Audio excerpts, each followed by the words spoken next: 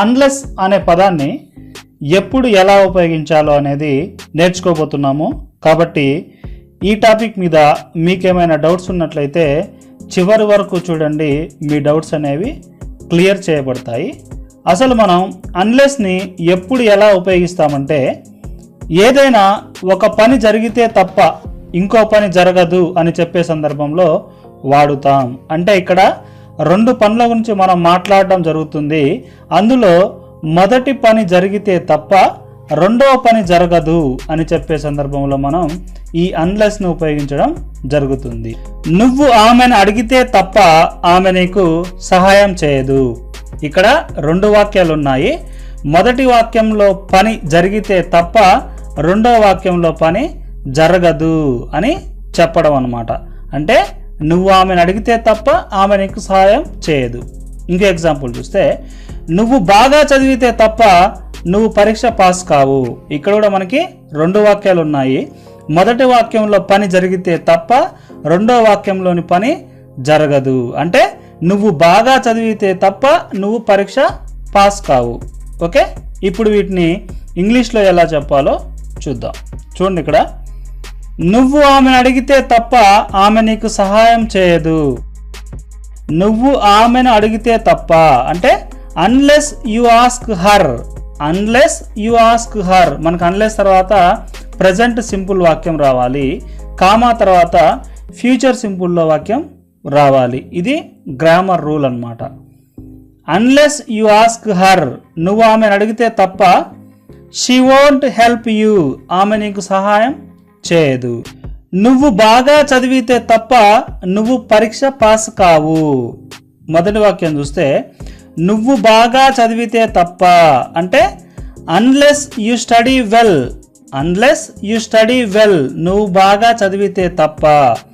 You won't pass the exam, నువ్వు పరీక్ష pass కావు. నువ్వు నాకు డబ్బులు ఇస్తే తప్ప నేను కారు కొనను. అంటే unless you give money I won't by A car. Unless తర్వాత మనకి ఎప్పుడు కూడా ప్రజెంట్ సింపుల్ వాక్యం ఉండాలి, కామా తర్వాత ఫ్యూచర్ సింపుల్ వాక్యం ఉండాలి. ఇది గుర్తుపెట్టుకోండి. Unless you give money I won't by A car, నువ్వు నాకు డబ్బులు ఇస్తే తప్ప నేను కారు కొనను. ఇంకో ఎగ్జాంపుల్ చూస్తే, వర్షం పడితే తప్ప నేను ఇంట్లో ఉండను. అన్లెస్ ఇట్ రెయిన్స్, అన్లెస్ తర్వాత present simple. Unless it rains, వర్షం పడితే తప్ప I won't stay at home, నేను ఇంట్లో ఉండను. వర్షం పడితే తప్ప నేను ఇంట్లో ఉండను. Unless it rains I won't stay at home. నువ్వు ఇంటికి వస్తే తప్ప నేను నీకు డబ్బులు ఇవ్వను. అంటే unless you come home I won't give you money. Unless తర్వాత మనకి ప్రజెంట్ సింపుల్లో వాక్యం ఉండాలి, కామా తర్వాత ఫ్యూచర్ సింపుల్లో వాక్యం ఉండాలి. ఇది గుర్తుపెట్టుకోండి. నువ్వు ఇంటికి వస్తే తప్ప నేను నీకు డబ్బులు ఇవ్వను. అంటే unless you come home I won't give you money.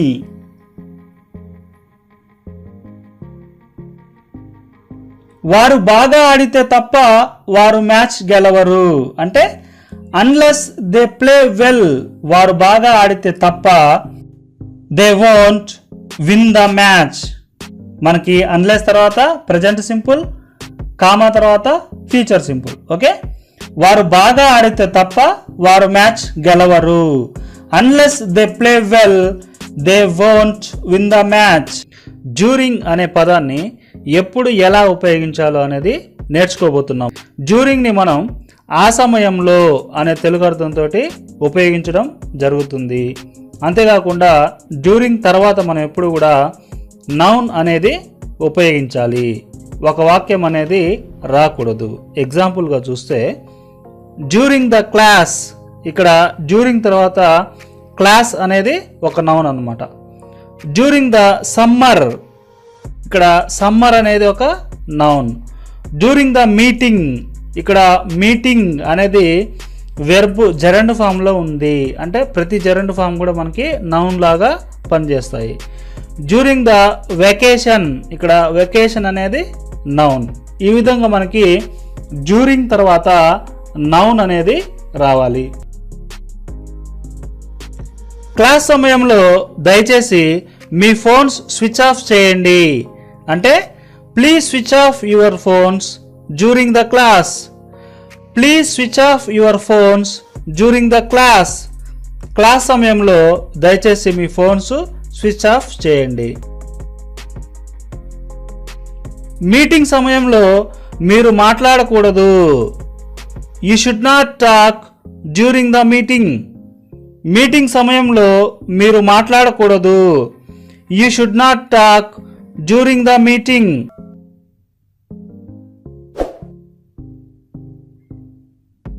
Movie సమయంలో ఆమె నిద్రలోకి జారుకుంది. She fell asleep during the movie. Movie సమయంలో ఆమె నిద్రలోకి జారుకుంది. She fell asleep during the movie. Seminar సమయంలో అతడు మెసేజ్లు చేస్తూనే ఉన్నాడు. He kept on texting during the seminar. Seminar సమయంలో అతడు మెసేజ్లు చేస్తూనే ఉన్నాడు. He kept on texting during the seminar.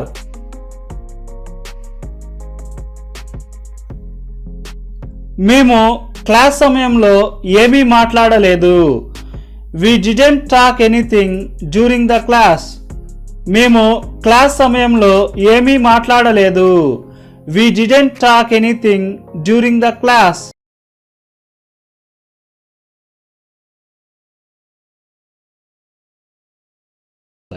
బైని ఎప్పుడు ఉపయోగిస్తామంటే టైంని చెప్పేటప్పుడు కూడా ఉపయోగిస్తాం. ఓకే, ఇక్కడ పాయింట్ ఆఫ్ ఏ టైం చెప్పొచ్చు, పీరియడ్ ఆఫ్ ఏ టైం కూడా చెప్పొచ్చు. ఎగ్జాంపుల్గా చూస్తే you have to vacate this room. ఈ రూమ్ నువ్వు ఖాళీ చేయాలి. బై టుమారో, రేపటి కల్లా. ఓకేనా, బై టుమారో, రేపటి కల్లా. అంటే ఇక్కడ బై అనేది కల్లా అనే అర్థంతో ఉపయోగించబడుతుంది. ఐ విల్ బి దేర్, నేను అక్కడ ఉంటాను. బై 10 o'clock, 10 గంటల కల్లా నేను అక్కడ ఉంటాను. ఐ విల్ కమ్, నేను వస్తాను. బై 2 PM, 2 గంటల కల్లా నేను వస్తాను. Please send money by tomorrow, రేపటి కల్లా డబ్బు పంపించు. స్టూడెంట్ మస్ట్ జాయిన్, స్టూడెంట్స్ తప్పకుండా జాయిన్ అవ్వాలి. By the end of June, June చివరి కల్లా స్టూడెంట్స్ తప్పకుండా జాయిన్ అవ్వాలి. ఈ విధంగా మనం రేపటి కల్లా, 10 గంటల కల్లా, 2 గంటల కల్లా, రేపటి కల్లా, ఓకే, ఇలా కల్లా అనే అర్థంతో కూడా మనం బైని ఉపయోగించవచ్చు. ఇదంతా కూడా మనకి పాయింట్ ఆఫ్ ఏ టైం అనమాట. టుమారో, 10 o'clock, 2 PM, ఇవన్నీ కూడా మనకి point of a time. Period of a time చెప్పేటప్పుడు చూడండి, ఇక్కడ బై ద టైం. ఓకే, ప్రతి సెంటెన్స్లో మనం బై ద టైం అనేది ఉపయోగించాం అనమాట. బై ద టైం అంటే ఆ టైం అయ్యేసరికి, ఏ టైం అనేది మనం తర్వాత చెప్తాం అనమాట. By the time I went to station. అంటే నేను స్టేషన్కి వెళ్ళాను. By the time I went to station, నేను స్టేషన్కి వెళ్ళేసరికి. ఓకేనా, నేను స్టేషన్కి వెళ్ళేసరికి by the time I went to station. The bus had gone, bus వెళ్ళిపోయింది. అంటే చూడండి, ఇక్కడ ఐ వెంట్ టు స్టేషన్, నేను స్టేషన్కి వెళ్ళాను, ఫాస్ట్ సింపుల్లో ఉంది. నేను స్టేషన్కి వెళ్ళేసరికి అంటే నేను వెళ్ళేసరికి దానికంటే ముందే బస్సు వెళ్ళిపోయింది. కాబట్టి మనం చెప్పుకున్నాం, 2 యాక్షన్స్ చెప్పేటప్పుడు ఒక యాక్షన్ కంటే ముందే ఇంకొక యాక్షన్ జరిగింది అని చెప్పాలి అనుకున్నప్పుడు దాన్ని మనం పాస్ట్ పర్ఫెక్ట్లో చెప్పాలి. ఓకేనా, ఇది గుర్తుపెట్టుకోండి. తర్వాత by the time I reached home. నేను ఇంటికి చేరుకునేసరికి మై ఫాదర్ హ్యాడ్ స్లెప్ట్, మా నాన్నగారు పడుకున్నారు. By the time I came to college, నేను కాలేజ్కి వచ్చేసరికి my teacher had started the class, మా టీచర్ క్లాస్ని స్టార్ట్ చేశారు. By the time you came, నువ్వు వచ్చేసరికి ఇట్ హ్యాడ్ రెయిన్డ్, వర్షం పడింది. ఈ విధంగా మనం బై ద టైం తర్వాత పాస్ట్ సింపుల్లో కనుక చెప్తే కామా తర్వాత సెంటెన్స్ మనకి పాస్ట్ పర్ఫెక్ట్లో వస్తుంది. ఇది రూల్, గుర్తుపెట్టుకోండి. అదే మనకి బై ద టైం తర్వాత ప్రజెంట్ సింపుల్లో కనుక సెంటెన్స్ ఉంటే మనకి తర్వాత ఫ్యూచర్ సింపుల్ ఉంటుంది. ఎగ్జాంపుల్ చూస్తే by the time she comes, ఆమె వచ్చేసరికి. ఓకేనా, మనకి మీనింగ్లో, తెలుగు మీనింగ్లో మనకి ప్రజెంట్లో చెప్పినా పాస్ట్లో చెప్పినా సేమ్ మీనింగ్. కాకపోతే మనం ఏం చెప్పాలనుకుంటున్నాము అనే దాన్ని బట్టే మనకి స్ట్రక్చర్ అనేది ఉంటుంది. By the time she comes, ఆమె వచ్చేసరికి హీ విల్ గో, అతడు వెళ్తాడు. ఆమె వచ్చేసరికి అతడు వెళ్ళాడు అని కూడా చెప్పొచ్చు. ఆమె వచ్చేసరికి అతడు వెళ్తాడు, ఆమె వచ్చేసరికి అతడు వెళ్ళాడు, మనం రెండు రకాలుగా చెప్పొచ్చు. By the time she comes, ఆమె వచ్చేసరికి హీ విల్ గో, అతడు వెళ్ళాడు. మనం దీన్ని పాస్ట్లో చెప్తే by the time she came, ఆమె వచ్చేసరికి హీ హ్యాడ్ గాన్, అతడు వెళ్ళిపోయాడు. By the time he comes, అతను వచ్చేసరికి the bus will go, bus వెళ్తుంది. By the time he came, అతడు వచ్చేసరికి the bus had gone, bus వెళ్ళిపోయింది. By the time they goes, వారు వెళ్ళేసరికి the train will start, train బయలుదేరుతుంది. By the time they went, వారు వెళ్ళేసరికి the train had started, train బయలుదేరింది. By the time you comes, నువ్వు వచ్చేసరికి the movie will start, cinema మొదలవుతుంది. బికాజ్ అండ్ బికాజ్ ఆఫ్లను ఎప్పుడు ఎలా ఉపయోగించాలో నేర్చుకోబోతున్నాము. ఈ బికాజ్ మరియు బికాజ్ ఆఫ్లను మనం ఎప్పుడు ఉపయోగిస్తామంటే ఏదైనా ఒక యాక్షన్ ఒక రీజన్ వల్ల జరిగింది అని చెప్పేటప్పుడు, అంటే ఒక పని జరిగినప్పుడు ఆ పని ఫలానా కారణం వల్ల జరిగింది అని చెప్పేటప్పుడు మనం ఈ బికాజ్ మరియు బికాజ్ ఆఫ్లను ఉపయోగిస్తాం అన్నమాట. అయితే వీటిని ఉపయోగించేటప్పుడు మనం తీసుకోవాల్సిన కొన్ని గ్రామర్ రూల్స్ చూస్తే మనకెప్పుడు కూడా బికాజ్ను ఉపయోగించేటప్పుడు బికాజ్ తర్వాత ఒక పూర్తి వాక్యం అనేది ఉండాలి. బికాజ్ తర్వాత ఒక పూర్తి వాక్యం అంటే సబ్జెక్ట్ వెర్బ్ లేదా సబ్జెక్ట్ హెల్పింగ్ వెర్బ్లతో కూడినటువంటి ఒక వాక్యం ఉండాలి. ఎగ్జాంపుల్గా చూస్తే చూడండి, ఇక్కడ I couldn't go out because it was raining. I couldn't go out, నేను బయటికి వెళ్ళలేకపోయాను. బికాజ్, ఎందుకంటే ఇట్ వాజ్ రైనింగ్, వర్షం పడుతూ ఉంది. మనకి ఇక్కడ బికాజ్ తర్వాత ఒక పూర్తి వాక్యం అనేది ఉంది. మనం బికాజ్ని ఎందుకంటే అనే తెలుగు అర్థంతో ఉపయోగిస్తాము. అదేవిధంగా బికాజ్ ఆఫ్ తర్వాత మనకి ఎప్పుడు కూడా ఒక వాక్యం అనేది రాకూడదు. బికాజ్ ఆఫ్ తర్వాత మనకి నౌన్ ఉండాలి. ఎగ్జాంపుల్గా చూస్తే I couldn't go out because of rain. I couldn't go out, నేను బయటికి వెళ్ళలేకపోయాను. బికాజ్ ఆఫ్ రెయిన్ అంటే వర్షం వల్ల. ఇక్కడ మనకి బికాజ్ ఆఫ్ అంటే వల్ల అని అర్థం వస్తుంది అనమాట. దేనివల్ల? వర్షం. వర్షం వల్ల నేను బయటికి వెళ్ళలేకపోయాను. ఈ విధంగా మనం బికాజ్ మరియు బికాజ్ ఆఫ్లను ఉపయోగించాలి. ఇప్పుడు మరికొన్ని ఎగ్జాంపుల్స్ ద్వారా వీటిని నేర్చుకోవడానికి ప్రయత్నిద్దాం. జాగ్రత్తగా చూడండి. ఆమెకు ప్రమోషన్ వచ్చింది ఎందుకంటే ఆమె కష్టపడి పనిచేసింది.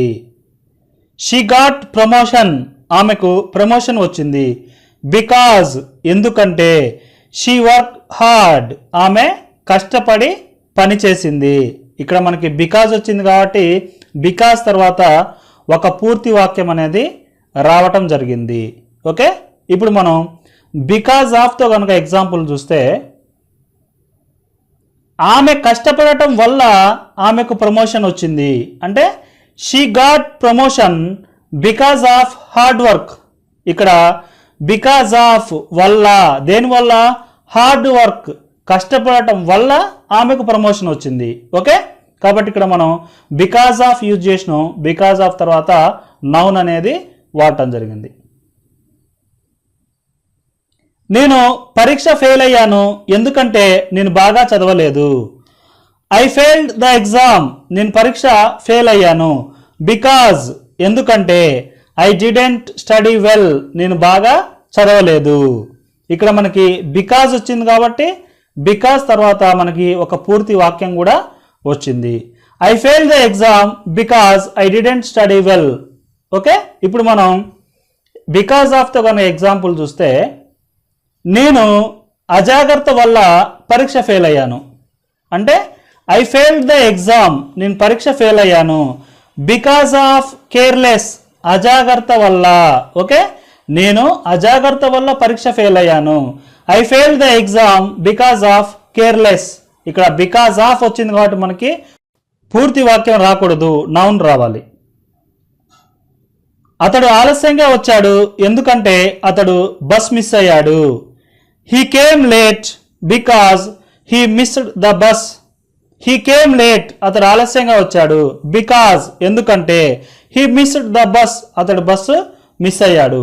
ఇక్కడ మనకి బికాజ్ వచ్చింది కాబట్టి బికాజ్ తర్వాత ఒక పూర్తి వాక్యం అనేది వచ్చింది.